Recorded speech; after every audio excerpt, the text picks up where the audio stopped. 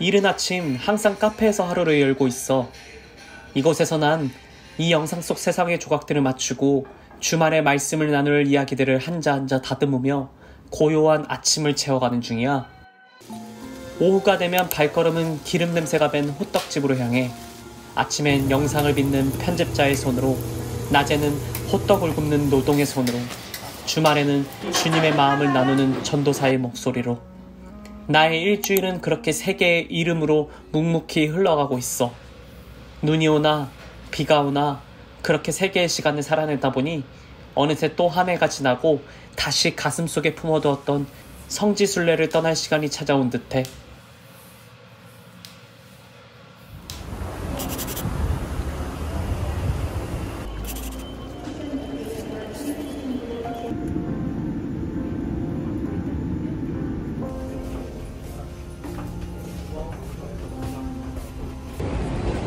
지금 이스탄불 공항에 도착했는데 두 가지 문제가 생겼어요. 첫 번째는 제가 엉덩이가 베겨서 비싼 방석을 가져왔는데 비행기에 두고 내렸고요. 15분 뒤에 바로 갈아타야 돼서 못 가지고 바로 비행기 타러 가야 될 것 같아요. 두 번째는 운전면허증을 두고 왔습니다. 그래서 이번 여행의 스케줄에 큰 차질이 생길 것 같네요. 일단은 여기 이스탄불에서 이즈미르로 넘어가도록 하겠습니다. 여행의 시작부터 차질이 생기니 걱정이 이만저만이야. 4일 동안 차 없이 7교회를 돌 수 있을까? 렌탈을 잡아야 할 것 같아.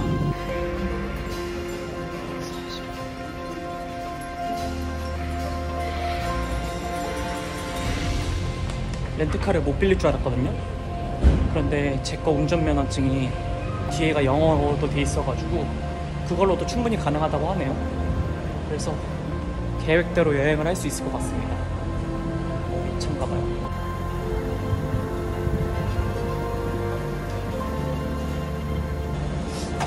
독일에 이어서 이번에도 렌트카를 하는데요. 이번에는 약간 봉고차 느낌입니다. 일단 타고 시내로 가볼게요. 기름이 지금 안 채워져 있어요.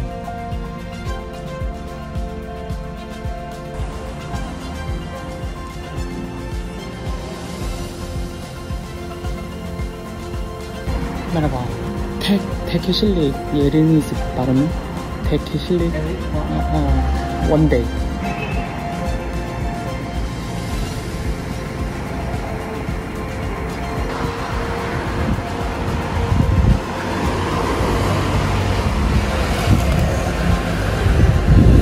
Merhaba abi. Tek kişilik. 2100 TL. Ha, 100 TL. One day. Yes. 2100 Turkish lira. 2100.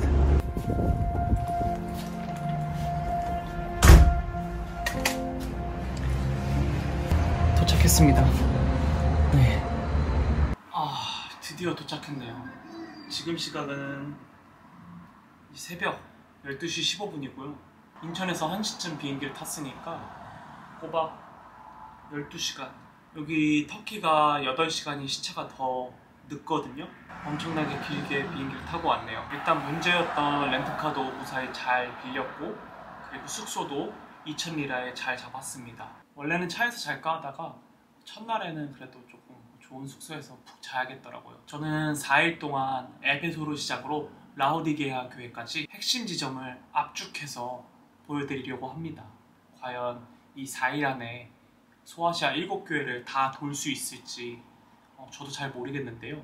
주님께서 열어주신 길대로 제가 다닐 수 있는 곳은 한번 열심히 다녀보려고 합니다. 그 첫 시작은 에베소가 될 것 같네요. 작아지는 마음으로 큰 은혜를 기대하면서 이 여정을 시작하려고 합니다. 그러면 소아시아의 7교회 여정 시작하도록 하겠습니다.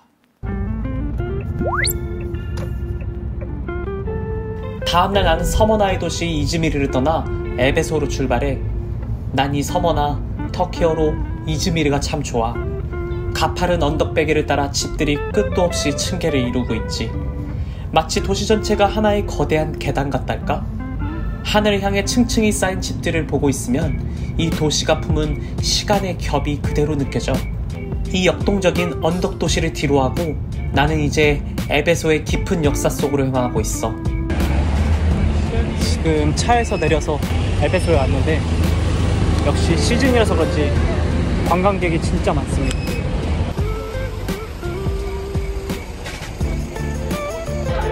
가격이 진짜 많이 올랐네. 티켓이 40유로입니다.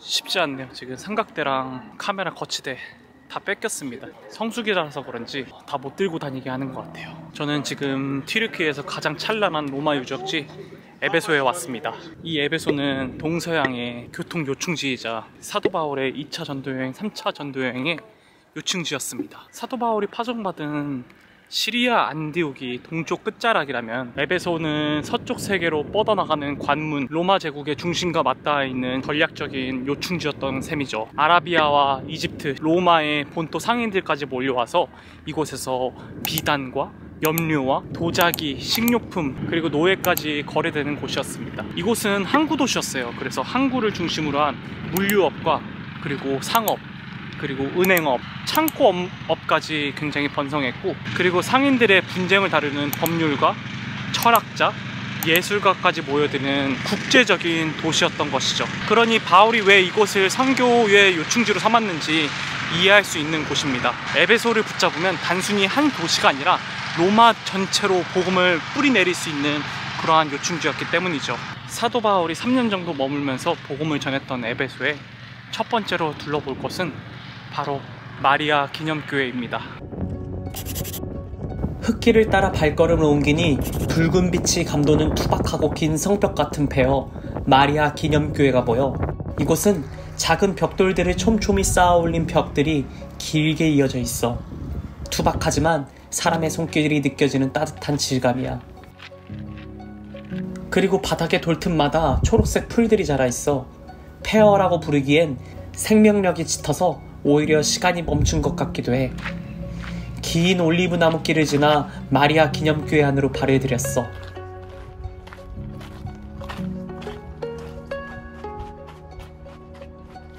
이렇게 문을 2개 지나면 교회 안이 나오는데요.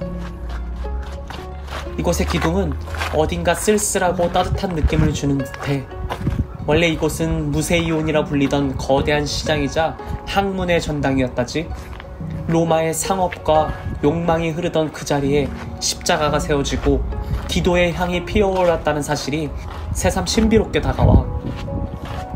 입구 쪽 낡은 돌벽에는 바람에 깎여 희미해진 기념판이 새겨져 있어. 차가운 돌이지만 그 안에 담긴 역사의 온도가 손끝에 전해지는 것 같아.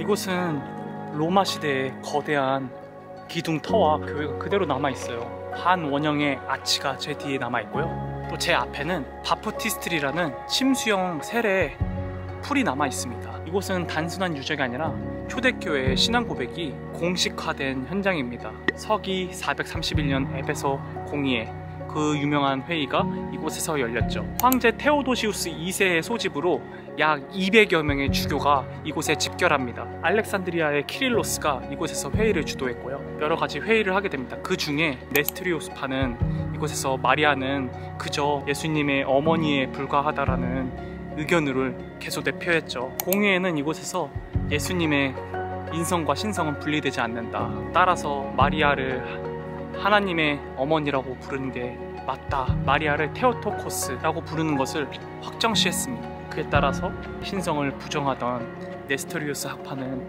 이곳에서 추방당하게 됩니다. 여기서 중요한 점은 예수님께서 인격과 신격을 동시에 가지신 분이라는 걸 이곳에서 확정졌다는 게 중요한 점인 것 같아요. 그 밖에도 이 건물은 매우 길게 뻗은 3량의 바실리카 건축물이거든요. 나중에 후에 비잔틴식 교회가 이곳에 생기게 됩니다. 그래서 비잔틴 양식의 교회가 하나로 또 합쳐져 있네요. 그리고 제 앞에는 침수풀이 있어요.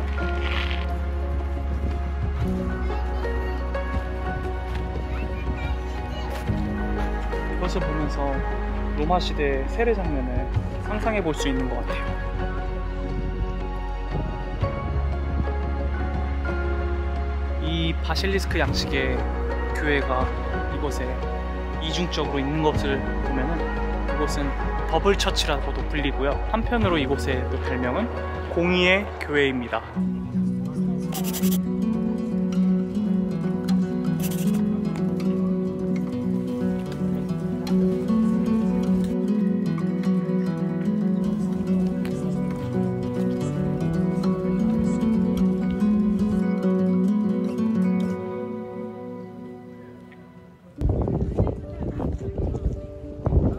지금 제가 걷는 이 길은 아르카디아네 고대 에페소의 항구 도로입니다. 옛날엔 바다가 바로 이 앞까지 들어왔고 항구와 바로 앞에 대극장을 잇는 도시의 대동맥이었죠. 황제 아르카디우스 때 다시 단장되면서 약 530m, 그리고 밤에는 등불이 한 50개가 켜졌다고 해요. 상상해보세요.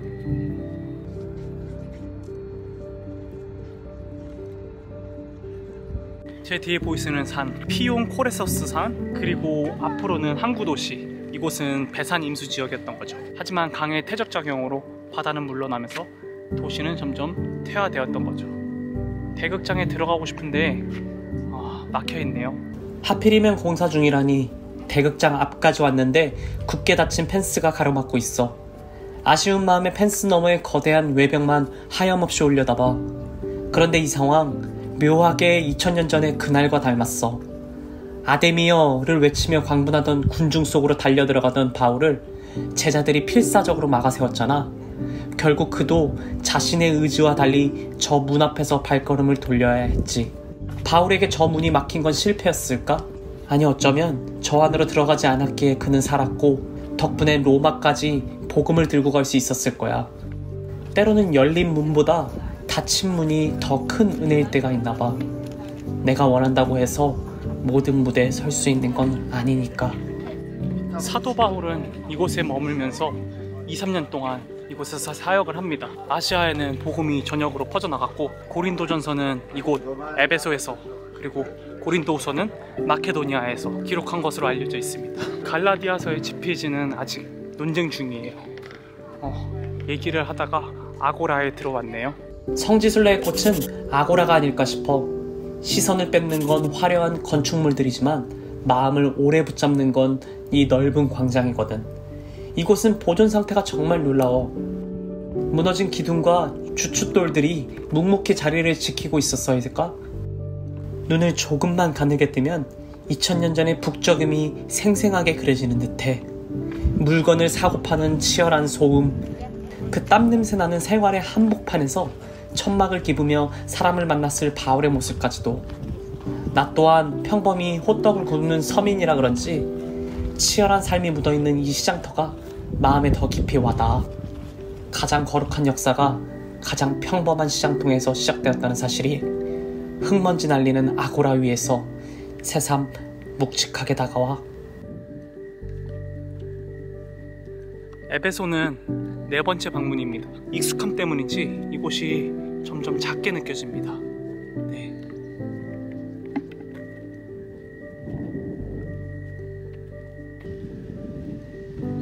고대 아고라의 형태를 보면은 가운데 신전을 놔두고요. 지금은 저렇게 나무를 심어놨잖아요. 저 자리에 신전이 있었을 것으로 추정됩니다.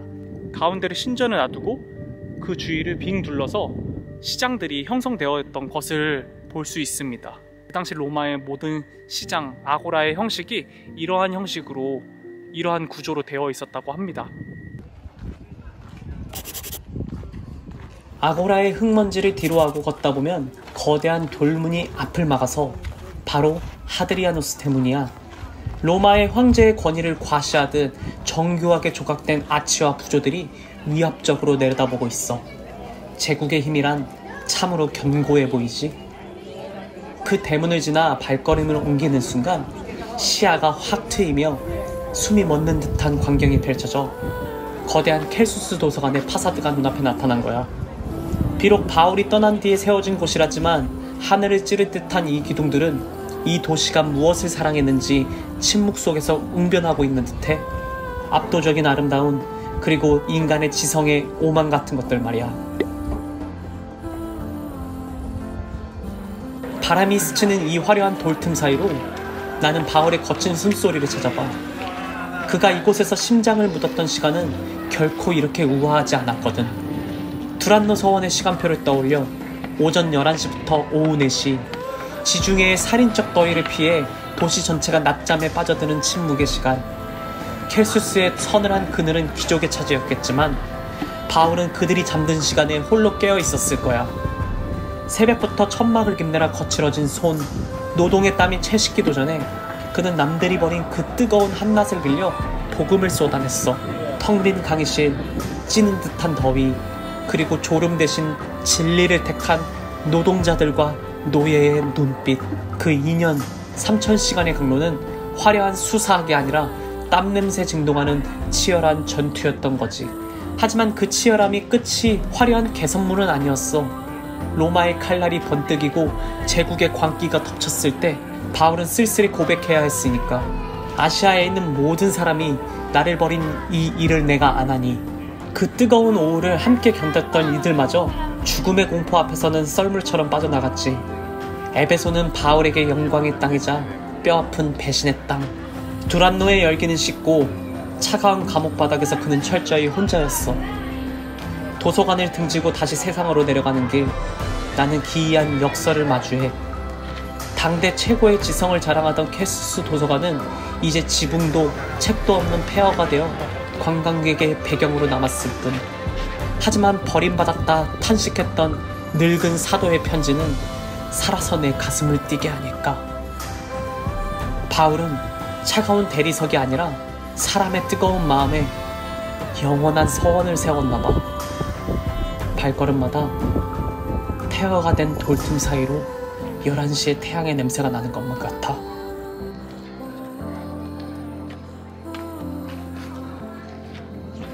켈수스 도서관을 따라 위로 올라가면요, 큐르테스 길이 나옵니다.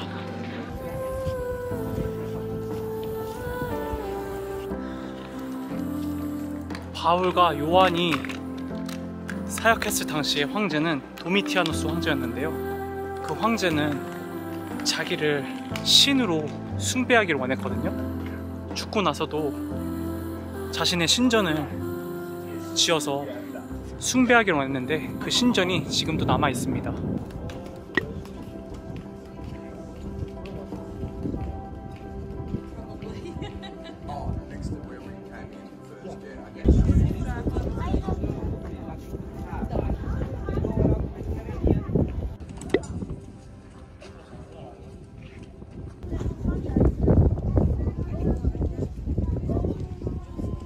이 길이 큐르테스 길이라고 불리는 이유는, 큐르테스라는 게 사람 이름이 아니라 로마 시대 때 한 직책인데요, 로마의 큐르테스 직책에 조각들이 많이 그려져 있어서 훗날에 큐르테스 길이라고 불리게 됐습니다. 매끄러운 대리석이 깔린 큐르테스 거리를 거슬러 올라가 이 가파른 언덕을 지나면 에베소의 또 다른 얼굴들이 나를 기다리고 있겠지. 다음번에는 바울의 그림자이자 사랑받는 의사 누가의 이야기를 나눠보고 싶어. 거친 돌틈에서 피어난 치유의 이야기를 기대하며 우리의 발길이 다시 닿을 때 다시 만나길 바래.